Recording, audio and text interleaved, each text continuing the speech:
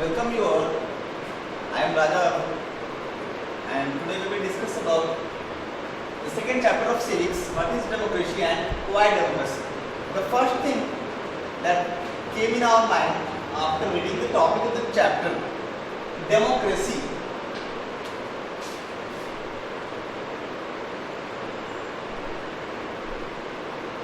What is the meaning of democracy? The first thing that we have to understand is what is democracy. As we have studied in the last class, in the class 8, that democracy is a government by the people, for the people, to the people. Democracy एक ऐसी शासन व्यवस्था है जो लोगों के लिए लोगों द्वारा ही चुनी जाती है। तो आज दुनिया के जितने भी देश हैं उसमें मैक्सिमम कंट्रीज में, मतलब अधिकतर देशों में डेमोक्रेसी ही अपनाई गई है एक शासन व्यवस्था के रूप में। इसके पीछे वजह क्या है? As given why democracy? The first thing, what is democracy? We have discussed that democracy is a form of government by the people, for the people, to the people. Democracy ऐसी शासन व्यवस्था है जो लोग खुद अपने लिए ही चुनते हैं, मतलब अपने रिप्रेजेंटेटिव के थ्रू या डायरेक्ट डेमोक्रेसी से। The second thing is why democracy? Democracy आज सबसे most accepted, most stable form of government क्यों है? तो इसके पहले कि हम ये डिस्कस करें कि डेमोक्रेसी क्या है और क्यों ये सबसे ज़्यादा सुटेबल या सबसे एक्सेप्टेड फॉर्म ऑफ गवर्नमेंट है, हमें ये जानना होगा कि और अदर फॉर्म ऑफ गवर्नमेंट क्या है, मतलब दूसरी शासन व्यवस्थाएं क्या है, किस तरह से पहले रूल किया जाता था। Forms of government,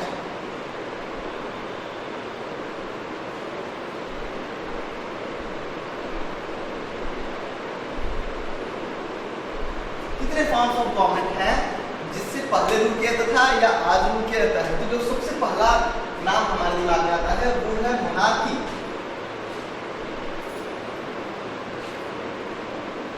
monarchy is a type of government और form of government in which a ruler, king और queen rule by a king और क्वीन। मोनार्की एक ऐसी शासन व्यवस्था है जहाँ पे किंग या क्वीन जो है वो रूल करते हैं, और ये शासन व्यवस्था सालों से, सदियों से हमारे देश में चली आ रही है, जहाँ पे एक ही फैमिली मेंबर, मतलब एक ही फैमिली के लोग जो हैं, जैसे आप हमारे यहाँ जो सबसे ज़्यादा जिन्होंने सबसे ज़्यादा सालों तक रूल किया वो मुगल शासन व्यवस्था है। मुगल शासन व्यवस्था में आप देखेंगे कि फ्रॉम, मतलब जिन्होंने शासन स्टैब्लिश किया, बाबर से लेकर फिर हुमायूं, हुमायूं से अकबर, अकबर से जहांगीर, जहांगीर से शाहजहां, जितने भी शासन, मतलब जितने भी शासक हुए वो एक ही डायनेस्टी से थे। डायनेस्टी को हम कह सकते हैं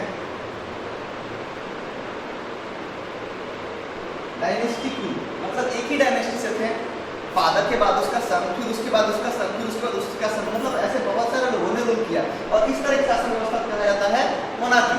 now there is a question कि मोनार्की किस तरह की शासन व्यवस्था है? जैसे मैंने बताया कि मोनार्की एक ऐसी शासन व्यवस्था है जहाँ पे किंग या क्वीन जो है वो रूल करते हैं। तो दो तरह की मोनार्की है, मतलब ऑल ओवर द वर्ल्ड अलग अलग कंट्रीज में दो तरह की मोनार्की पाई जाती है। एक तो है absolute monarchy,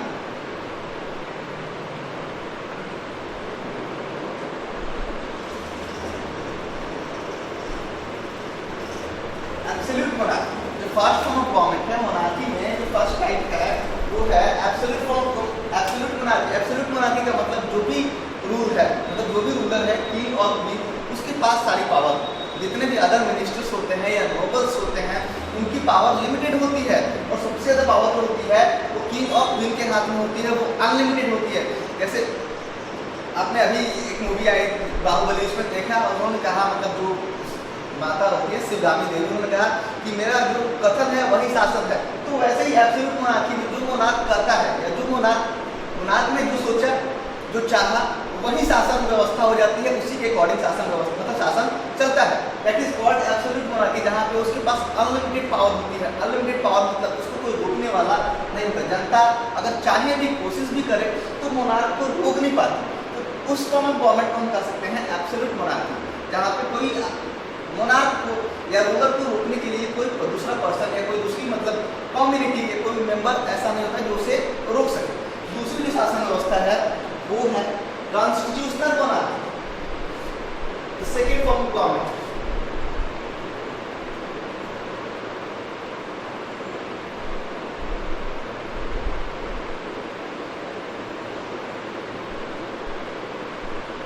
constitutional monarchy monarchy तो ये भी है जहाँ पे रूलर हो, किंग हो या क्वीन हो, लेकिन कॉन्स्टिट्यूशनल मोनार्की का मतलब उसकी जो पावर है वो अब लिमिट हो गई। किसके थ्रू? कॉन्स्टिट्यूशन के through.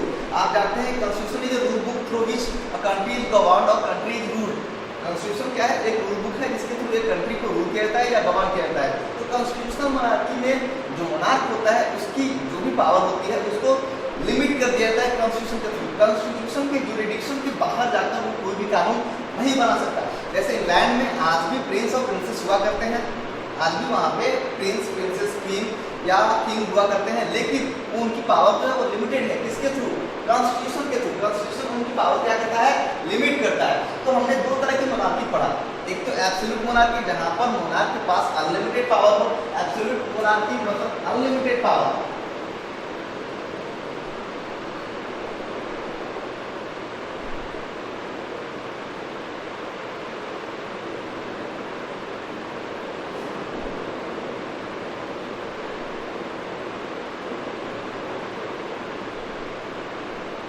Absolute monarchy, unlimited power constituted in the hands of monarch. monarch के हाथों में सारी शासन व्यवस्था होती है, वो अपने तरीके से रूल करता है। कॉन्स्टिट्यूशनल मोनार्की, मोनार्क की पावर होती है वो लिमिटेड होती है कॉन्स्टिट्यूशन के through.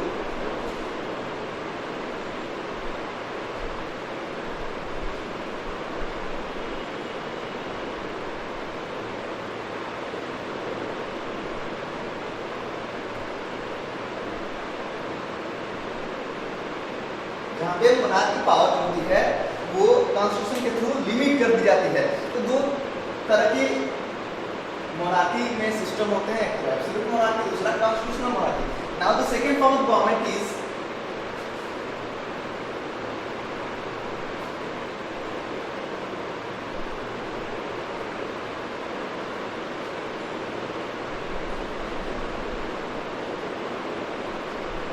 second form of government is oligarchy.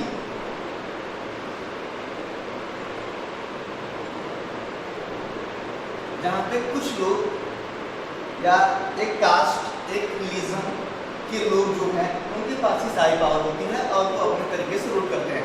अलग अलग तरह के लोग हो सकता है उस कंट्री में रहते हो, लेकिन एक ही कास्ट, एक ही कम्युनिटी, एक ही रिलीजन के लोग या कुछ मेंबर, जैसे आप अगर दूसरे वर्ड शब्द में हम कहें, दूसरे वर्ड्स में कहें तो ज्वाइंट वेंचर में जो कंपनियां होती हैं जहाँ पे पावर किसी एक के पास नहीं होती, जितने भी लोग मेंबर होते हैं उस कंपनी के उन सबके पास पावर होती है। ओलिगार्की में भी उसी तरह जितने भी लोग होते हैं जो मेंबर होते हैं इस ओलिगार्की के उन सबके पास पावर होती है और वो पावर अनलिमिटेड होती है। जैसे मोनार्की में होता है एब्सोल्यूट मोनार्की में, वैसे ही ओलिगार्की में भी जो मेंबर होते हैं उनके पास पावर अनलिमिटेड होती है। आज इस तरह की शासन व्यवस्था बहुत कम ही कंट्रीज में पाई जाती है, या हम कहेंगे किसी भी कंट्री में ऐसी शासन व्यवस्था नहीं पाई जाती। So second form of government is oligarchy, जहाँ पे कुछ लोग, कुछ मेंबर या एक कास्ट, एक कम्युनिटी, एक रिलीजन के लोग जो हैं वो पूरी की पूरी कम्युनिटी पर, पूरी की पूरी मतलब जो भी सिटीजन हैं उनके ऊपर रूल करते हैं, और उस तरह के फॉर्म गवर्नमेंट को क्या कहते हैं? ओलिगार्की कहते हैं।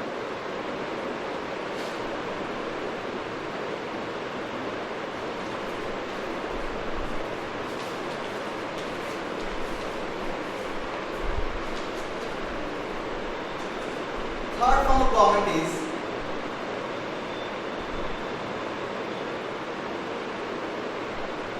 डिक्टेटरशिप। जो आज आप लोग सुपर पावर के बारे में जानते होंगे, अमेरिका सुपर पावर है, रशिया सुपर पावर है, चाइना सुपर पावर है, उस तरह से नॉर्थ कोरिया जो है वो भी एक सुपर पावर है जहाँ के जो डिक्टेटर है Kim Jong Un.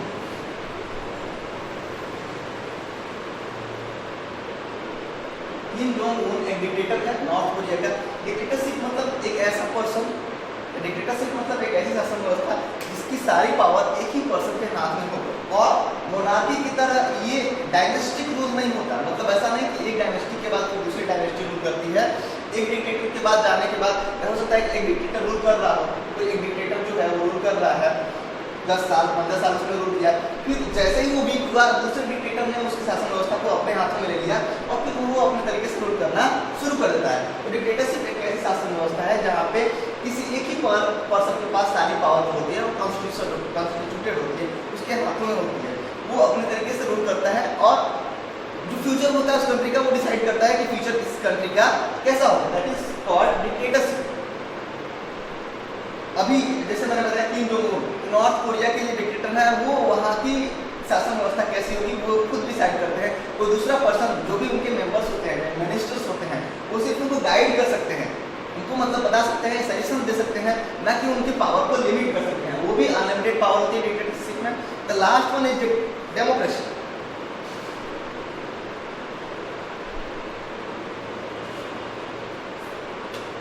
The fourth form of government is democracy. और जैसा कि फोर्थ नंबर मतलब ये दुनिया में आया सबसे बाद में, सबसे आखिरी में। जैसे जैसे लोगों की मानसिकता का विकास हुआ, जैसे जैसे पढ़ने का, जैसे प्रिंटिंग प्रेस मशीन का आविष्कार हुआ, या लोग जैसे जैसे डेवलप हुए, उनकी लिविंग स्टैंडर्ड जैसे जैसे डेवलप हुई, तो लोगों को लगा कि नहीं, एक ऐसी शासन व्यवस्था हो जहाँ पर हम अपने लिए आवाज़ उठा सकें, अपने प्रॉब्लम्स को हम डिस्कस कर सकें अपने रूलर के साथ। तो पूरे वर्ल्ड में फ्रांस तक जो फ्रेंच रिवॉल्यूशन हुआ, उसके बाद पूरे वर्ल्ड में एक ऐसी क्रांति आई जिसकी वजह से जितने भी कंट्रीज थे, सभी मतलब सभी जगहों पर, चाहे वो मोनार्की हो, डिक्टेटरशिप हो, उन्होंने अपने यहाँ की उस शासन व्यवस्था को खत्म किया और डेमोक्रेसी अपनाया। Most suitable and accepted form of government today is democracy. Why? There is reason behind this.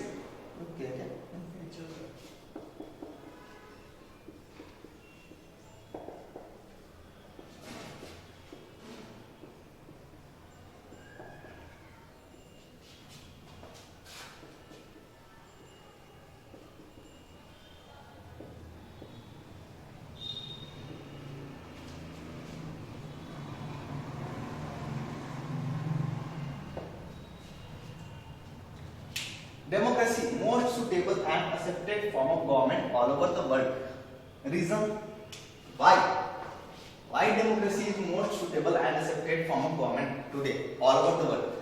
इसलिए कि हमने पहले बताया व्हाट इज डेमोक्रेसी में कि जो भी लोग होते हैं, जो सिटीजन होते हैं, सारी पावर उनके हाथों में होती है। कैसे वो रूल करें, देश का फ्यूचर कैसा हो, कंट्री का फ्यूचर कैसा हो, वो खुद डिसाइड करते हैं। अपनी प्रॉब्लम्स को डिस्कस करने का शायद इससे बेहतर तरीका, इससे बेहतर शासन व्यवस्था कोई दूसरी ना हो। इसलिए डेमोक्रेसी आज विश्व के हर कंट्री में, जनरली हर कंट्रीज में डेमोक्रेसी है। अलग अलग तरह की डेमोक्रेसी हो सकती है, जैसे कि डेमोक्रेसी के दो टाइप्स होते हैं, डायरेक्ट डेमोक्रेसी और दूसरा representative democracy.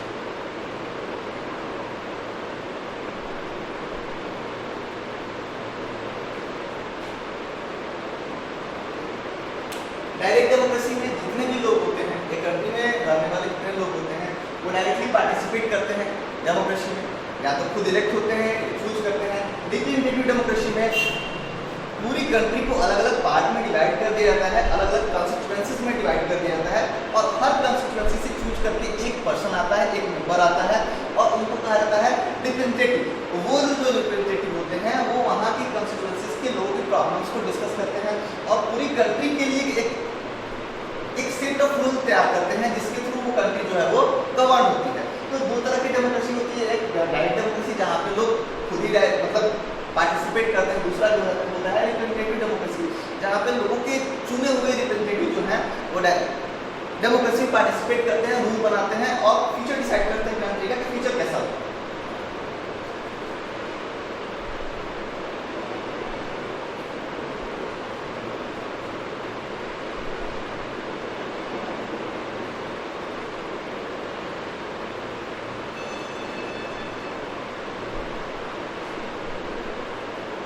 Now we have studied different forms of government.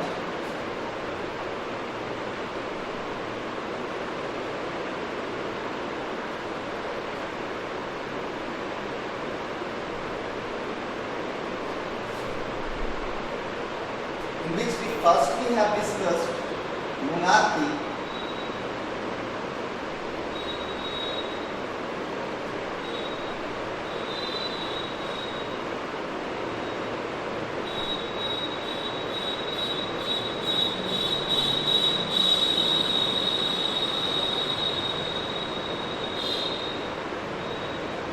types, absolute monarchy and constitutional monarchy.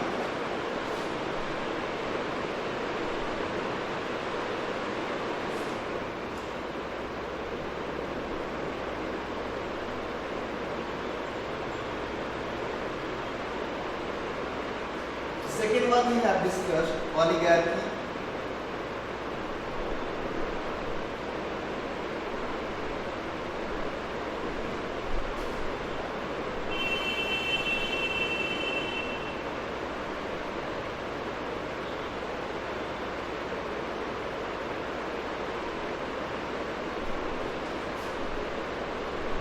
Group of people as ruler, जहाँ पे कुछ लोग हो जो रूल कर रहे हैं. Third one we have discuss dictatorship,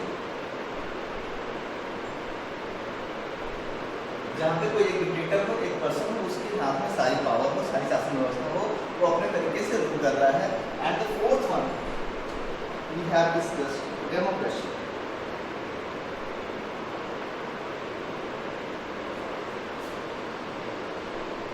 Direct democracy and constitutional democracy.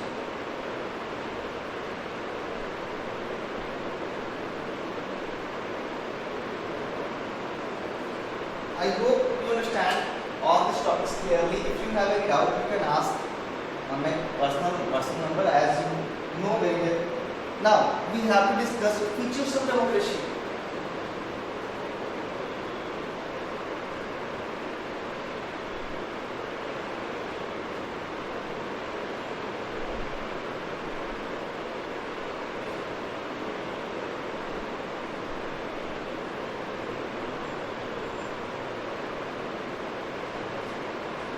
पहला क्वेश्चन हमने डिस्कस कर लिया कि डेमोक्रेसी क्या है या और अदर फॉर्म्स ऑफ गवर्नमेंट क्या है. दूसरा जो क्वेश्चन है जो इस चैप्टर से अराइज होता है वो है डेमोक्रेसी क्यों, क्या रीजन है कि वर्ल्ड की सारी कंट्रीज में या मैक्सिमम कंट्रीज में आज most suitable most accepted form of government अगर कोई पाई जाती है तो वो डेमोक्रेसी है. रीजन क्या है इसके पीछे?